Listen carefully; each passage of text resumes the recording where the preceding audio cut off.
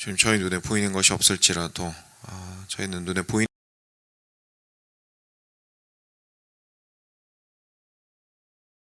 살아가는 저희들 될 수 있기를 주님 앞에 간절히 간구드립니다. 하나님, 믿음으로 살아가는 것이 어떤 삶인지 저희로 삶 속에서 배워가게 하시고 구체적으로 알아가게 하시고, 그리고 실제로 저희가 앞으로 나아가지 못할 때에도 어떻게 하는 것이 정말 주님을 믿음으로 바라며 나아가는 것인지를 저희로 깨달아 알게 하시기를 간절히 간구드립니다. 오늘 말씀을 통하여서 저희들 안에 있는 겨자씨만한 믿음마저도 주님께서 사용하시며, 그 믿음을 통하여 좀 저희들의 삶이 진행될 수 있도록, 앞으로 나아갈 수 있도록, 주의 백성답게 살아갈 수 있도록 하심을 저희로 또 깨닫고 오늘의 삶을 살아갈 수 있도록 은혜 베풀어 주시기를 간구드립니다. 감사하며 사랑하는 우리 주 예수 그리스도의 이름으로 기도드렸습니다. 아멘. 네, 마태복음 17장 보겠습니다. 14절부터 27절까지입니다.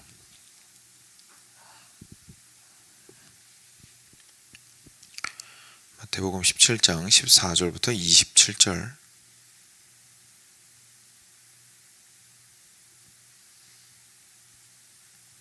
같이 교독하겠습니다. 14절 제가 먼저 읽겠습니다. 그들이 무리에게 이르매 한 사람이 예수께 와서 꿇어 엎드려 이르되, 주여, 내 아들을 불쌍히 여기소서. 그가 간질로 심히 고생하여 자주 불에도 넘어지며 물에도 넘어지는지라. 내가 주의 제자들에게 데리고 왔으나 능히 고치지 못하더이다. 예수께서 대답하여 이르시되, 믿음이 없고 패역한 세대여, 내가 얼마나 너희와 함께 있으며 얼마나 너희에게 참으리요. 그를 이리로 데려오라 하시니라. 이에 예수께서 꾸짖으시니 귀신이 나가고 아이가 그때부터 나으니라. 이때 제자들이 조용히 예수께 나와 이르되, 우리는 어찌하여 쫓아내지 못하였나이까. 이르시되, 너희 믿음이 작은 까닭이니라. 진실로 너희에게 이르노니 만일 너희에게 믿음이 겨자씨 한 알만큼만 있어도 이 산을 명하여 여기서 저기로 옮겨지라 하면 옮겨질 것이요, 또 너희가 못할 것이 없으리라.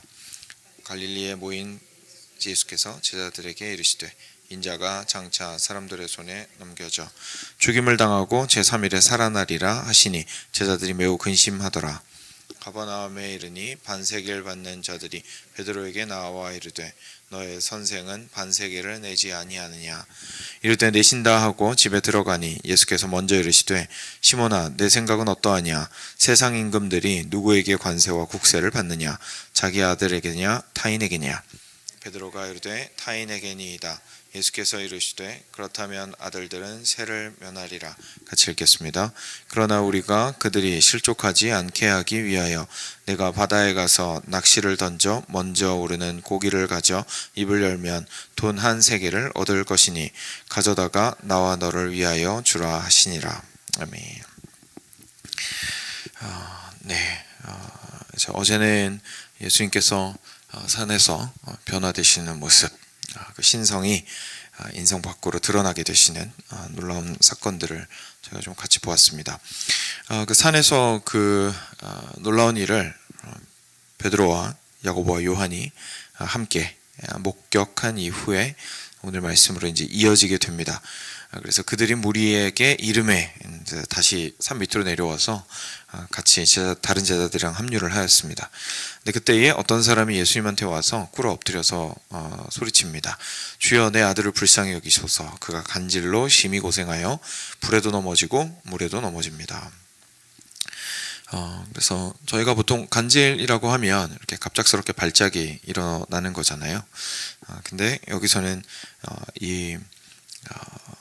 그 부모는 간질로 심히 자기 자녀가 간질로 고생하였다 이렇게 표현을 하였는데, 뒤에 가면 이제 예수님께서 귀신을 쫓아내신 것으로 이렇게 연결이 됩니다. 그래서 그러면 이제 좀 이해가 되죠.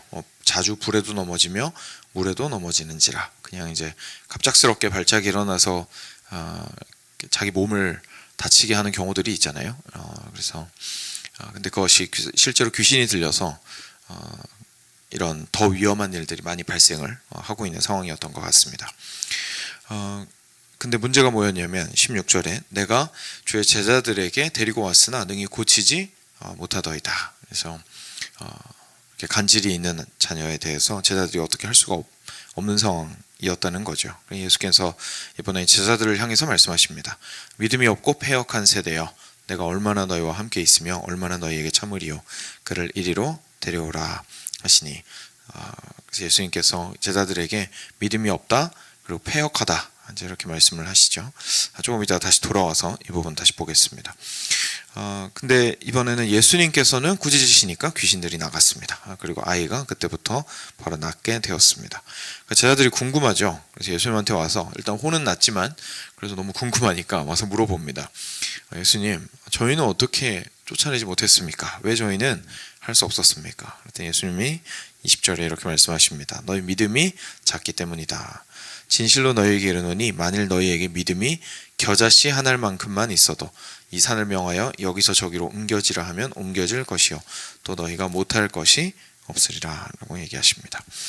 제가 일단 이 첫 번째 이야기를 같이 한번 좀 묵상을 해보았으면 좋겠습니다.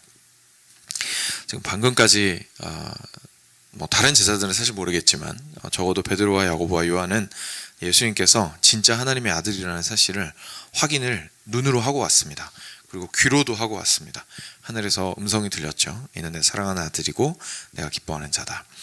그래서 예수님께서 실제로 어떤 분이신지를 이제 알고 내려왔는데, 이 땅 가운데에서 저희가 그리스도인에서 살아가면서 이때 제자들처럼 예수님 따라가는 사람들로서 예수님의 이름을 부르며 예수님의 이름을 나의 이름으로 삼고 살아가는 사람들로서 이 땅 가운데서 살아갈 때에는 분명히 그 베드로처럼 주님, 여기가 좋사오니 여기다가 초가집 짓고 살았으면 좋겠습니다 라고 얘기할 수 없는 상황이라는 것을 저희가 알고 있습니다. 저희 마음은 그 변화산처럼 그 위에서 그냥 예수님이랑 모세랑 엘리야랑 즐겁게 교제하면서 어려움 없이 살았으면 좋겠는데, 실제 이 땅으로 내려오게 되면 사실 이 땅에서는 간질이 가득한 거죠. 우리들의 삶 속에서 위험이 가득하고 어려움들이 있고 실제로 해소해야 되는, 그래서 걸어가야 하는 실질적인 문제들을 우리가 안고 살아가고 있습니다. 그래서 나머지 우리 베드로, 야고보, 요한을 제외하고 나머지 제자들은 지금 예수님이 어떤 분이신지 아직까지는 정확하게 모르잖아요. 그러니까 이 제자들 입장에서 어떻게 보면 저희가 살아가고 있을 수 있다는 거죠. 근데 이 사람들한테 안타깝게도 이제 안타깝다고 표현해야 될까요? 근데 갑작스럽게도, 그죠? 갑작스럽게도 간질 걸린 아이의 부모가 와서 이제 요청을 했는데, 근데 저희가 오해하면 안 되는 것이 이 제자들이 노력을 안 했겠습니까? 그렇죠? 노력을 다 열심히 한 거죠. 어떻게든 해보려고. 열심히 노력을 했는데 안 고쳐지는 겁니다. 근데 그동안 보고 배운 것도 있거든요. 그래서 예수님이 하신 대로 아마 하려고 애를 많이 썼을 겁니다. 그런데 간질이 해결이 되지 않았습니다. 그리고 더 정확히는 귀신이 쫓아나가지 않았습니다. 그래서 예수님께서 말씀하시는 거죠. 그게 왜 그런 거냐면 너희들이 믿음이 없기 때문이다 라고 얘기를 하십니다. 이 믿음이 없다라는 것을 저희가 보통 그래서 어떻게 생각을 하냐면요, 저희도 모르게 능력이 없다 이렇게 생각을 할 때가 많이 있거든요. 내가 믿음이 없다, 이걸 어떻게 생각하냐면 내가 능력이 없다 이렇게 생각을 하는 거예요. 그래서 이거랑 비슷한 상황에서 제가 어떻게 적용하냐면, 내가 능력이 부족해서 이 일을 하나님 안에서 능히 감당할 수 없구나, 이제 이렇게 보통 생각을 하는 거예요. 저희는 보통 이 능력이란 단어를 잘 쓰진 않지만 저희가 믿음이란 단어를 쓰는 방식을 잘 생각해 보시면 사실 능력이랑 바꿔 써도 별로 문제가 없게 사용할 때가 참 많이 있습니다. 제가 믿음이 없어서, 사실 능력이 없어서, 힘이 없어서 이렇게 바꿔 써도 큰 문제가 없게 저희가 사용을 많이 하거든요. 근데 그런 눈으로 오늘 말씀을 보면 사실 전혀 다른 의미로 이해를 하게 됩니다. 왜냐하면 이 제자들이 어떻게든 애는 써봤거든요. 자기들의 힘으로. 그죠? 그 능력을 막 발휘를 하려고 노력을 한 거예요. 그런데 예수님께서 짚으신 건 뭐냐면, 야, 능력으로 되는 게 아니야, 믿음으로 되는 거야 라고 얘기하신 겁니다. 그럼 믿음이 뭐냐면 예수 그리스도를 붙드는 것이 믿음입니다. 그죠? 그러니까 예수님께서는 그런 믿음이 필요가 없으세요. 왜냐하면 예수님은 예수님 자신의 이름으로 얘네들을 쫓아내실 수 있잖아요. 그래서 예수님은 믿음이 필요 없으시죠. 예수님은 당신 자신이 그 권위를 가지신 당사자이시기 때문에 꾸짖으시면 귀신은 쫓겨나가고 병도 낫고 그리고 비바람은 잠잠해지고, 그게 이제까지 저희가 봐왔던 거였습니다. 그럼 이제 예수님을 따라가는 제자들이 예수님 같은 삶을 살려면 뭐가 필요하냐면 예수님의 권세에 기대는 것이 필요한 겁니다. 예수님 스스로는 믿음이 필요 없으시니까요. 예수님이 어떤 분이신지를 정확하게 알고 예수님의 이름으로 이 모든 것들을 할 수 있습니다라는 것을 믿는 믿음으로 그 일들을 해나가는 것이 필요한 것이죠. 그리고 이런 믿음은 우리가 보통 생각하는 얼마나 강하게 믿느냐랑은 관련이 없습니다. 예수님께서 지금 믿음이 너무 작다라고 얘기하신 건 뭐냐면 사실상 믿음이 없다고 얘기하신 거나 마찬가지입니다.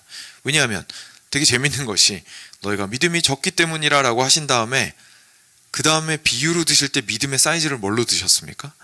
겨자씨로 드신 거예요. 문제가 믿음이 작다고 얘기하면서 겨자씨로 비유를 드시면 어떡합니까? 그럼 결과적으로 제자들의 믿음이 뭐보다 작다는 거예요, 지금? 겨자씨보다도 더 작다는 거예요. 그러니까 사실상 없다는 얘기를 하신 거예요. 사실상 없다는 얘기를 하신 거고, 겨자씨만한 믿음만 있더라도 이산더러 여기서 저기로 옮겨지라고 하면 옮겨질 수 있을 것이다 라고 하신 말씀은 결국 무슨 얘기시냐면 예수님의 권위를, 그것을 완전히 의지하는 그 믿음이, 예수님이 하나님의 아들이시고 예수님만이 모든 것들을 가능하십니다 라는 것을 믿는 바로 그 믿음이 참되다면, 겨자씨 아무리 작아도 그 안에는 생명이 있습니다. 그렇죠? 그러니까 참되다면, 그 믿음이 참되고 진실되고 그리고 정말로 주님을 바라보고 있다면, 그렇다면 그 믿음에 의하여 이산더러 옮겨지라고 하면 옮겨질 것이다. 왜냐하면 믿음이라는 것은 내가 얼마나 강하게 믿느냐가 중요한 게 아니라 누구를 믿느냐가 중요한 것이기 때문입니다. 그래서 산을 옮기는 일을 결과적으로 누가 하신다는 얘기인 겁니까? 예수님께서 하신다는 얘기인 겁니다. 이산더러 여기서부터 저기로 옮겨지는 것은 예수님께서 하시는 일이기 때문에 믿는 믿음이 중요하다고 얘기를 하신 거죠. 그럼 저희가 조금 더 생각을 확장을 시켜보아서 저희들이 믿음이 어떤 사람은 겨자씨만 하고요, 어떤 사람은 한 주먹만 하다고 생각을 해보죠. 타조할 만해요.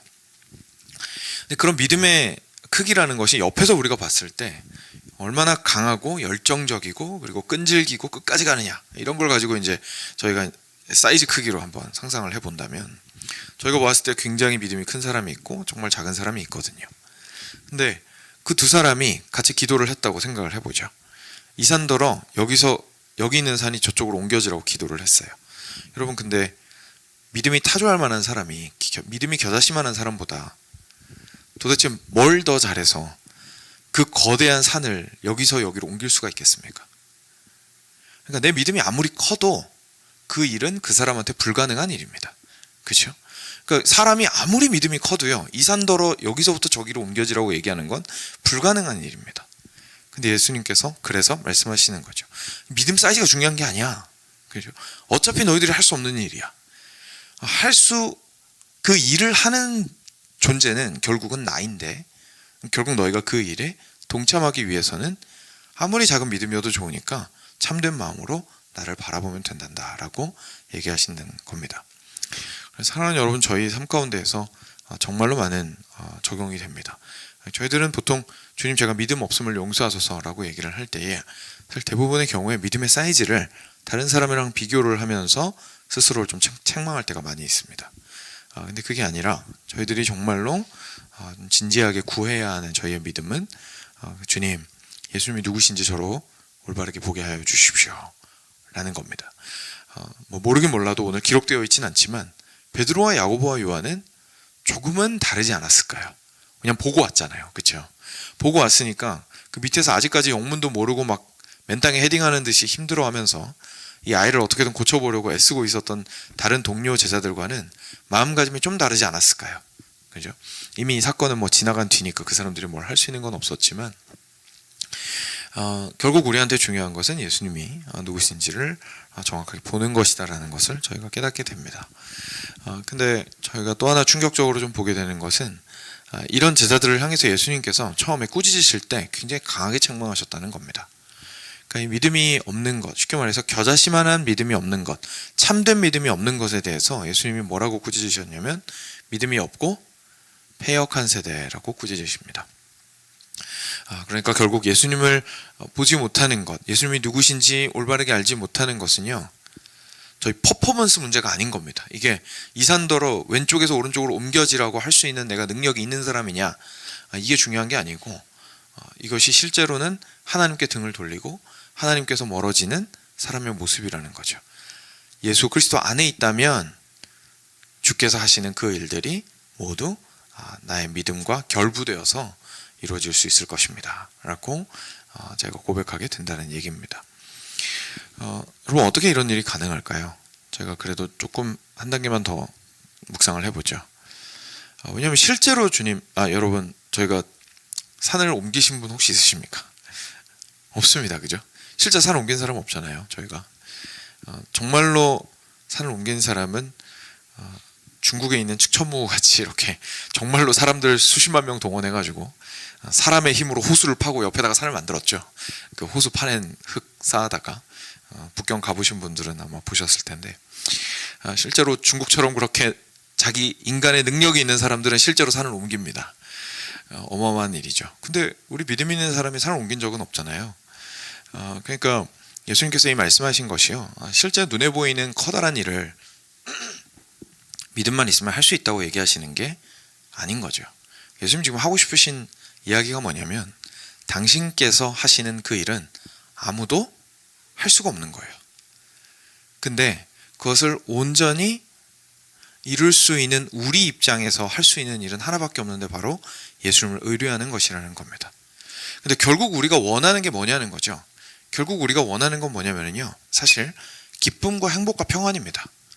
왜냐하면 여러분, 산이 왼쪽에서 오른쪽으로 옮겨지는 게 도대체 우리 인생 가운데 무슨 유익이 있겠습니까? 그냥 단지 내 능력이 대단한 일이 발생하게 만드는 게 도대체 무슨 의미가 있겠어요? 우리한테 진짜 필요한 건 사실 사랑과 평안과 기쁨과 소망과 그리고 행복 가운데 우리의 인생이 진행이 되는 거죠. 그런데 그것이 결국은 하나님 안에서만 우리가 누릴 수 있는 것들이잖아요. 그것들을 가지기 위해서는 결국은 그리스도를 통해서만 그것들을 가질 수가 있고, 그것들을 위해서 참된 평안과 행복을 하나님 안에서 누릴 수 있기 위해서 예수님께서 십자가의 죽음을 죽으시고 그리고 3일 만에 부활하신 거죠. 예수님께서 십자가에서 죽으시고 부활하신 건 산을 옮기는 사건이 맞습니다. 그렇죠? 도저히 누가 할 수 없는 일이잖아요. 근데 그것을 온전히 예수님께서 하신 겁니다. 근데 결국은 내가 간질로부터 해방되기 원하는 마음, 내가 귀신으로부터 해방되기 원하는 마음, 내가 이 물과 불에서부터 나를 위험하게 만드는 이 괴로운 인생으로부터 해방되기 원하는 이 마음이 실제로 이루어질 수 있는 유일한 방법은, 다시 말해서 산을 실제로 옮기실 수 있는 유일한 능력을 가지신 그리스도를 믿는 겨자씨만한 믿음을 가지는 것이다 라고 예수님께서 사실상 이야기를 하시는 겁니다. 그래서 사랑하는 여러분, 저희가 이 말씀을 가지고 이제 인생 가운데 불가능한 일을 이루시는 하나님에 대해서 우리 입장에서 주로 생각을 참 많이 할 때가 있었는데, 예수님은 항상 하나님 편에서 얘기하신다는 것을 저희가 좀 기억할 필요가 있고, 그래서 그것에 따라서 오늘 말씀을 함께 묵상하고 새롭게 좀 바라보았으면 좋겠습니다. 그래서 그런 의미에서 20절 마지막에 너희가 못할 것이 없으리라 라고 얘기하신 것이죠. 충분히 가능하다. 충분히 간질로부터 해방될 수 있고 귀신으로부터 해방될 수 있고 위험으로부터 해방될 수 있단다 라고 예수님께서 자기 자신을 믿는 믿음을 가지라고 이야기하십니다. 그리고 그 다음 부분은 그냥 예수님께서 다시 한번 죽음과 부활을 이야기하셨다라는 것이 22절과 23절에 짧게 언급이 되어 있습니다. 24절 잠깐 그래도 보고 마치도록 하겠습니다. 24절에 보면요, 이제 두 번째 사건이 나옵니다.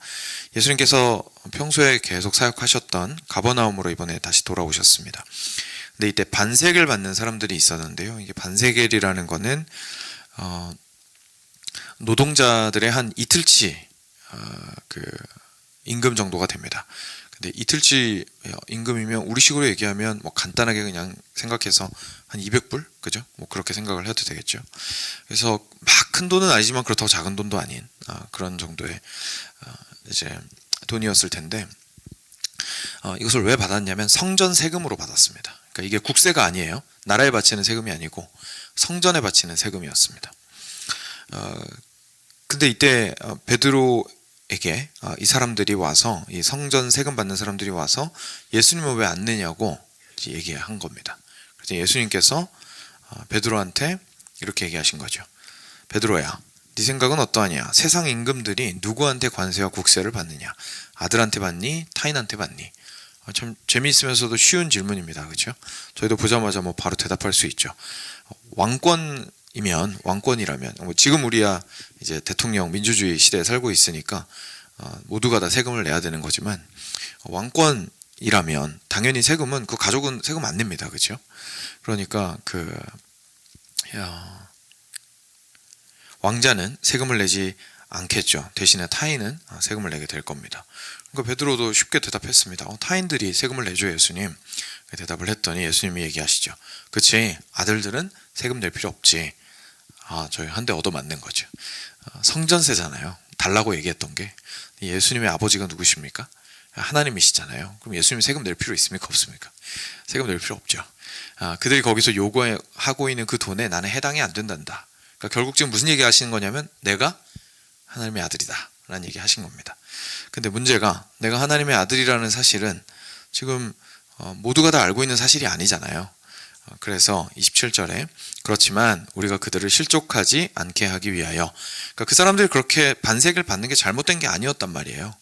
실제로는 율법에 의거한 것이었고, 그렇기 때문에 그 사람들을 너무 힘들게 하지 않기 위해서 우리 그래도 줘야 되지 않겠냐. 베드로, 네가 바다에 가서 낚시를 던져 먼저 오르는 고기를 가져 입을 열면 한 세겔을 얻게 될 것이니 너와 나를 위하여 죽어라. 반세겔씩 내야 되니까 남자 2명이면 한 세겔이잖아요. 그래서 한 세겔을 죽어라 라고 예수님이 얘기하셨습니다. 여러분, 이 사건을 통해서요, 참 작은 이야기이고 저희가 그냥 큰 의미 없이 이제 읽고 지나갈 수도 있는데요, 이 말씀 역시 참 감사한 말씀입니다. 여러분, 저희들도 이제 예수님을 믿는 자들로서 하나님의 자녀가 되었습니다. 그죠? 하나님의 자녀가 되었습니다. 아버지께 속한 모든 것들은 저희 것입니다. 아버지께 속한 모든 것들은 저희 것입니다. 그래서 저희들은 그 안에서 아들로서 누리면서 살아갈 수 있는, 딸로서 누리면서 살아갈 수 있는 모든 것들을 저희들은 누리면서 살아가게 됩니다. 근데 문제가 뭐냐면, 이 땅에서 인생이 없어지는 게 아니란 말이에요. 가버나움에서 반세겔 걷는 사람들이 우리한테 온단 말이죠. 그럼 나라에도 세금 내야 되고 할 건 해야 되지 않습니까? 그죠? 공부도 해야 되고, 애들은 공부하고 이렇게 학위도 취득하고 위로 올라가야 되고, 저희도 직업도 가지고 돈도 벌어야 되고, 이 땅에서의 삶은 지속됩니다. 근데 예수님께서 어떻게 하셨냐면, 그들로 실족하지 않기 위하여 베드로야, 네가 가서 낚시를 해서 고기를 잡아오면 그 안에서 너와 나를 위하여 한 세겔을 얻게 될 것이니 그걸 가지고 그들에게 내야 할 것을 내거라. 이렇게 얘기를 하신 거예요.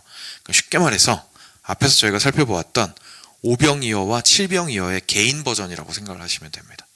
우리가 삶을 살아나가는 데 있어서 필요한 것들을 믿음으로 계속해서 애쓰며 살아나갈 때, 이게 애쓴다라는 게 실제 가서 낚시는 해야 되잖아요, 베드로가. 그죠? 우리가 수고해야 될 부분이 있다는 거죠. 가서 낚시는 해야 되는데, 결국 하나님께서는 그 과정들을 통하여서 하나님을 섬기는 것과 세상에서 우리가 살아가는 것들을 함께 가능할 수 있도록 계속해서 채워주실 거니까 두려워하지 말고, 그리고 신앙과 삶을 막 이렇게 딱 선 긋고 분리시켜가지고 내가 신앙에만 올인을 다 하면 하나님께서 삶은 알아서 책임져 주시겠지, 이런 게 아니라 우리가 믿음을 가지고 오늘을 살아나갈 때에 하나님께서는 모든 것들을 온전히 채워주실 것이다 라고 이야기를 하고 계신 겁니다. 그래서 우리가 주 안에서도 만족하게 되고, 그리고 우리의 삶 속에서도 주께서 공급하시는 것들을 경험하게 될 것이다 라는 이야기를 하시고 있는 거죠.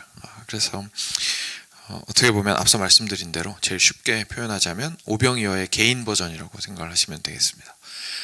그래서 오늘 말씀을 통하여서 사랑하는 여러분, 다시 한번 예수님이 얼마나 당신이 누구신지를 아는 것이 오늘을 살아가는 데 있어서 우리한테 얼마나 중요한지를 강조하셨는지 좀 깨닫게 됩니다. 저희가 이렇게 예수님이 누구신가라는 질문, 이런 질문들은요, 좀 어떻게 보면 오늘 우리의 삶과는 별로 관련이 없어 보이고, 그냥 뭐 그리스도인이니까 그런 거 믿어야지, 삼위일체도 그렇고, 그렇죠? 우리가 보통 생각하는 하나님과 예수님, 그분들 자신에 대한 그 지식들은 우리가 생각할 때 좀 우리랑 별로 상관이 없거든요. 그래, 그분들은 그러신가 보지. 중요한 건 그분들이 그래서 나한테 뭐 해주시는 건데 이제 저희는 이렇게 될 때가 참 많이 있거든요. 근데 오늘 말씀 같은 것들을 통하여서 하나님과 내가 온전히 그분의 어떠하심이 나의 인생에 영향을 미치게 하는 것이 결국 믿음인 거구나. 그분이 누군지를 알았을 때에서야 비로소 올바르게 우리가 연결이 되는구나.